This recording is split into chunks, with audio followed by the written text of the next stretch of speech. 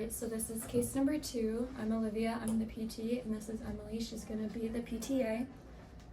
And so, hi Emily, I've been reviewing your notes from the past week, and I've kind of noticed for this one patient in particular that the exercise intensity hasn't really been adjusted at all. You've kind of been remating it at like the 2 sets of 10 reps for all of the exercises, and I was just kind of wondering like what your reasoning was behind that and kind of why we haven't figured out or like kind of changed the intensity at all. Yeah. So I kept it at 2 sets of 10 reps because the patient has been reporting lots of pain. So I really didn't want to push them too hard where it was painful and they couldn't like continue to exercise or do anything throughout their day, but I was kind of struggling with like how to gauge that because their pain level is high, but I still want to make sure that they're like making progress. So yeah, so I think that is a really good point to consider, especially during exercise.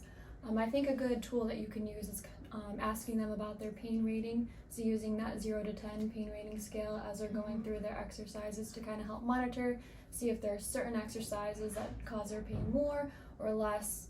And I think that's a good kind of starting point for you to go off of.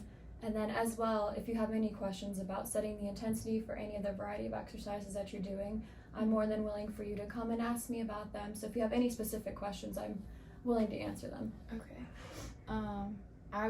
I guess I was just wondering if you had any like specific examples of something that you want me to progress more, even if like say they are like, oh, I'm in a lot of pain or whatever. Is there anything that you want me to focus on that day? No matter like if there's like universal pain across the board. Yeah, and so considering that the patient is a total hip replacement, I think focusing on like their functional activities would be more kind of important to focus on. So maybe if you are doing some like strength or gait training, still allow the patient to go ahead and continue those activities, but maybe back it off a little bit. Okay. Or if they're doing well that day, then maybe you can progress them a little bit more than the 2 sets of 10 reps. Does that make sense? Yeah. So kind of going based off of how they're feeling that day. Okay. All right. Thank you. Yeah, of course.